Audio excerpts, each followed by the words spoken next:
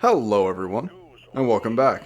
Today we're going to be looking at the spin-off game, Deep Rock Galactic Survivor. If you've been living under a rock of the non-DRG variety for the last year or so, there's a spin-off game being developed by an independent game studio and being published by Ghost Ship Games called Deep Rock Galactic Survivor.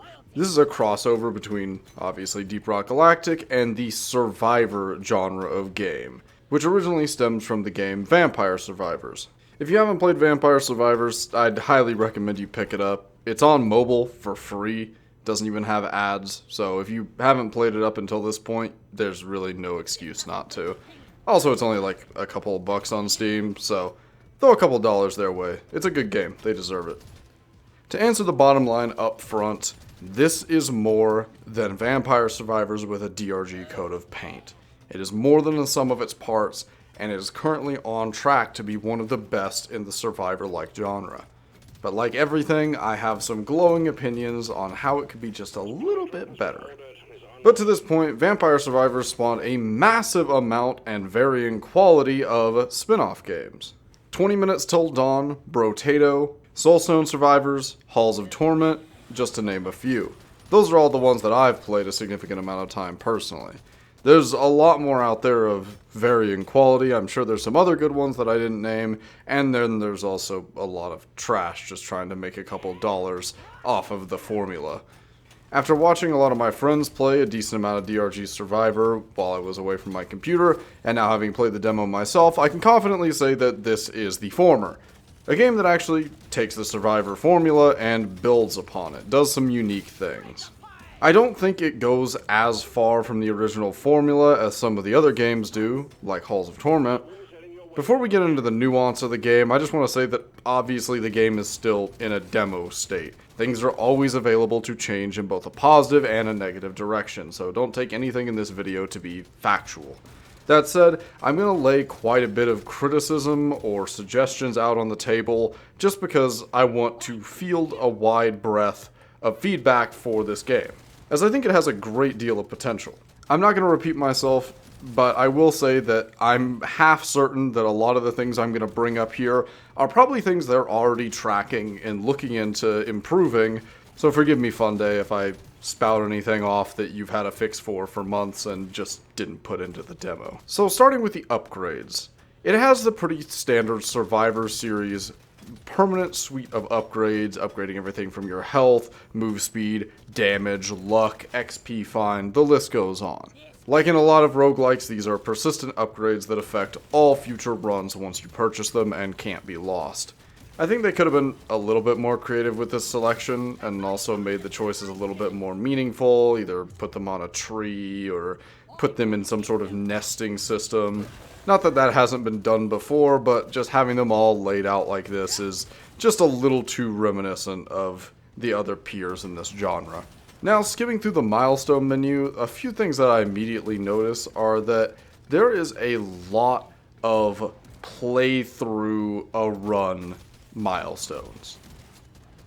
From what I can pick up on, there's not only getting to a certain level with a certain subclass of every class, but there's also getting to a certain level and beating each specific dive, which may happen in tandem and may not. This is going to be one of those things that we really won't see the full depth and breadth of until we have all 4 classes, all 3 subclasses on all 4 classes, all the mission types, and all the different biomes. I can see this overstaying its welcome a little bit, but like I said, it's going to be hard to tell until we have all of the different options and all of the different routes for these milestones unlocked. Also, I think having a lot of these things just reward class XP, it feels pretty bad.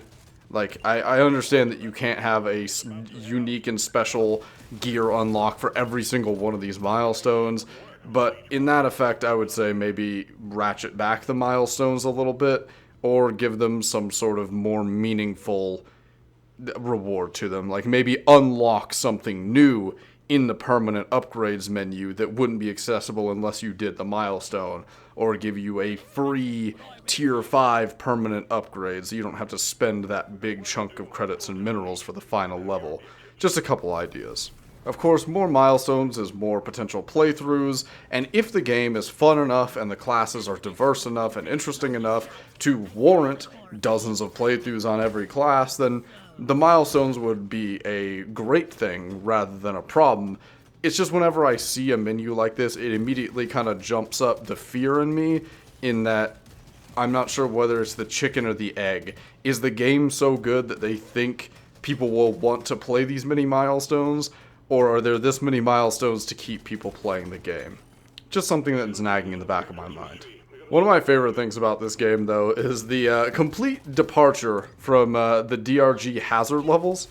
Obviously, you start at hazard level 1 in this game, but goddamn, does hazard 1 get out of control. Like, get away from me. Look at all these things. They're all over the place. It's insane.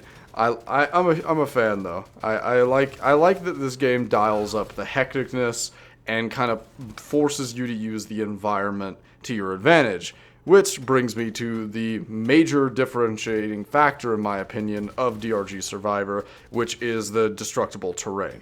In most Survivor-like games, you are just in a field killing stuff, or you're in a dungeon killing stuff.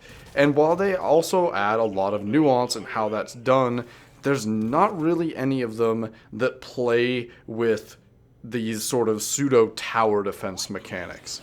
Ironically, bunkering has transcended Deep Rock Galactic and made it over to Survivors as well, because if you have enough firepower, you can just dig yourself a little cranny in the wall and all the bugs will funnel in for a short time until the terrain gets destroyed by exploders or Praetorians, and they'll easily die in your focused fire. So I thought that was pretty funny that bunkering has kind of made a pseudo reappearance in this game.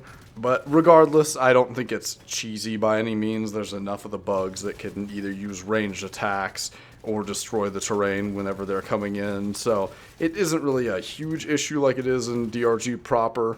I just thought that was worth pointing out, because it really is highlighting that the destructible terrain really does influence, the entire interaction with the Survivor-like genre.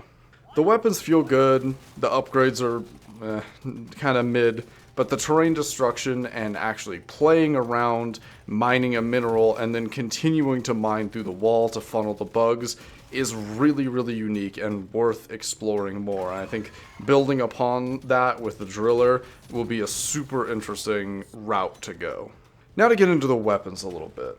I haven't gotten the weapons fully upgraded or gotten into the overclock stuff too much in the actual demo. I've only played the game to its completion in the early alpha, so I haven't touched the overclocks yet, just to be clear.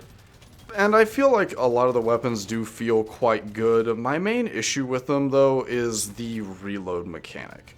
I completely understand that the game is balanced around this mechanic, and there's upgrades that mitigate this factor, but I really just can't get over the jumpiness of your weapons firing consistently for a set period of time and then stopping with this weird stop and go and jarring effect.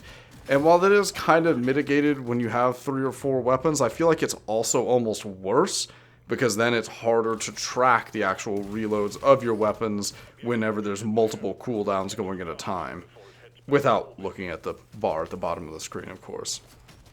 I don't think this should be changed or anything. Like I said, clearly the game is balanced around it, and it's definitely beatable with it how it is.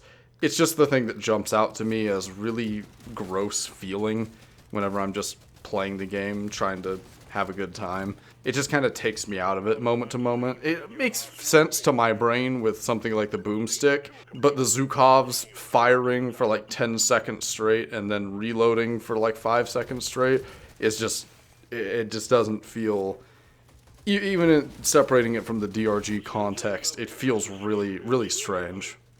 But like I said, maybe the upgrades and progression will mitigate that. Just something that jumps out at me. I don't know if this is necessarily a technical limitation, but one of the things I'd like to see is mid-run unlocks. Especially for the new player experience, I think it would have improved it a lot.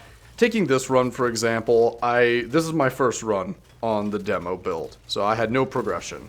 You don't have the minimap, you don't have secondary objectives, you're missing a lot of key elements of the game on your first playthrough. And I played from the beginning to the end in one run. And it wasn't until I beat my first run that I unlocked the minimap and secondary objectives. So I'm not saying the game should necessarily have to be winnable on your first run, or you should have all these tools at your disposal on your first run, but I feel like it would be kind of a natural progression to, in between stages, get a little pop-up that says, you unlocked this, you unlocked that.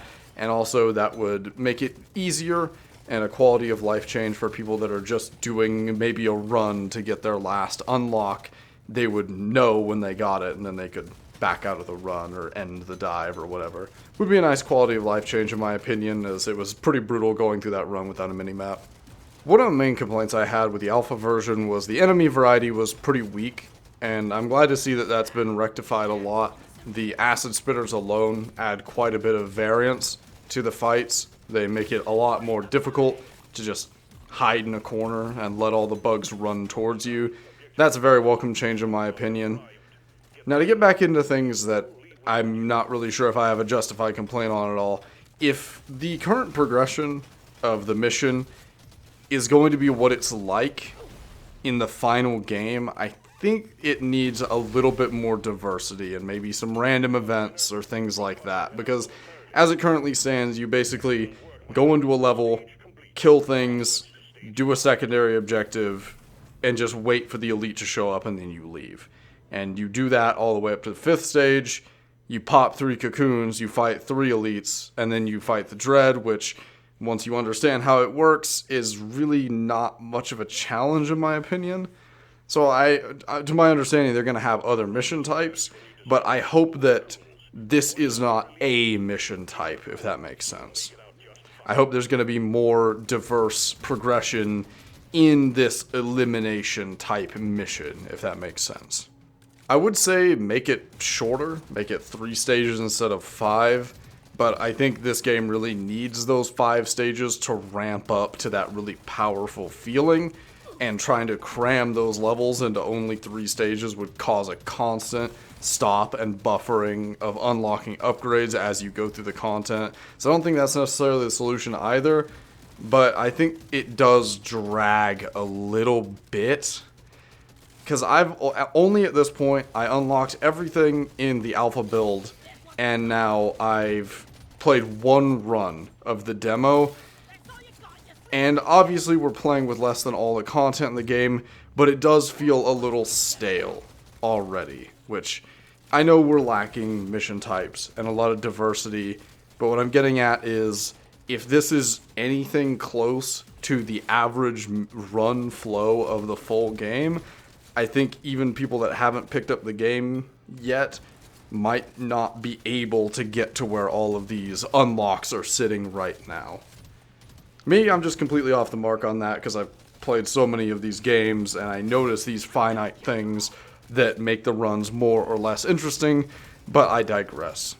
One thing I would like to see make its way over from vanilla DRG is more detailed settings and better control of audio specifically. As someone who's dropped a lot of time on DRG proper, I gotta say I barely made it through this run with the audio on, with the voice lines popping off constantly. There was one time where I think 3 lines overlapped on each other, and it was hard not to close the game. I'm kidding. After this, I'm taking the longest shower. I die to the core of every time I have to take out, and then I'm getting so... But yeah, more settings I would hope are on the way. I would assume the demo build having 5 different audio sliders is not a huge priority, and I completely understand that, but audio, video, controls, everything like that, I would love to see more accessibility for that in the full game. And one last thing that isn't really a complaint or a criticism, but just something that I would love to see that I've basically never seen in a Survivor like before, is a way to just auto-pick upgrades. And I understand that for most people that play this genre, this is the opposite of an issue. The constant selection and upgrading feels incredible. And it does, and I agree with that. in that you're constantly like, okay, 25% more damage, 15% reload speed, bump this on, more health, more crit, and you come out of that menu and you feel stronger. Of course, I understand that, but as someone who's played these games a lot, it starts to feel like more menu than game whenever you're playing it at a high level of efficiency. When you have all those XP mods and you're playing the higher difficulties, you start a run and you have to pick 7 upgrades in a row after you killed 2 enemies, and it's like, man, I just want to like just default it to the blues or the legendary when it shows up, and let me just keep going here. So like I said, that is completely unfair expectation. Like that's not anything I've seen any survivor like do up until this point. So I'm not trying to say it needs to have that or it's bad. Absolutely not the case. It would just really make me like this game a lot more than basically any other survivor like I've played. DRG Survivor has really good framework for this in the sense that there is already rarity of upgrades. So I would love more than anything a setting in the options menu I could turn on that just said pick highest rarity mod on level up. So even if there's 2 mods, just pick a random one. Like, I really wouldn't mind, because more than anything else, the thing that I've really come to resent Survivor-like games for is the constant slowing of gameplay. But yeah, that's pretty much all I have as far as criticism goes. I really do like this game, and I think it stands out as one of the better Survivor-like games. The terrain destruction is incredibly unique, and is something I've never seen in a Survivor-like before, and regardless of everything else I just said, does carry this game on its own. It really does do a good job of capturing the DRG feeling of fighting and mining, and then getting those upgrades and going again. I know this video was mostly me saying this is subpar, this could be better, this would be cool, this is a great idea, but to just stop and take a step back, this is one of the most competent Survivor-likes out there right now, and it's not even out yet. I really hope that all of the opinion-based concerns that I raised here are completely misplaced, and that Funday have all of this stuff just locked down and there's already a solution written into the code, and it just didn't get put into the demo, of course. Of course, the demo isn't going to be a one-to-one comparison of the final product, and I'm sure there's plenty of quality of life features that aren't here that will be later. More than anything, I think DRG Survivor is an incredible Survivor-like for people that are fans of Deep Rock Galactic and haven't dipped their toes into this genre before.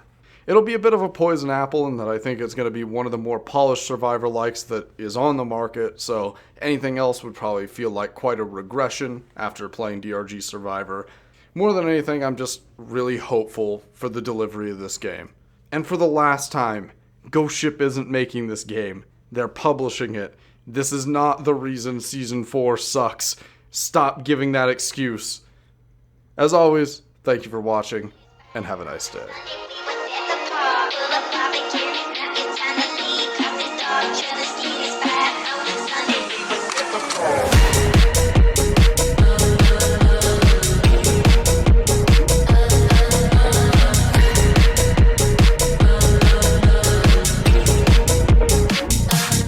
They're working on a new game, Deep Rock Galactic Survival. So, duh.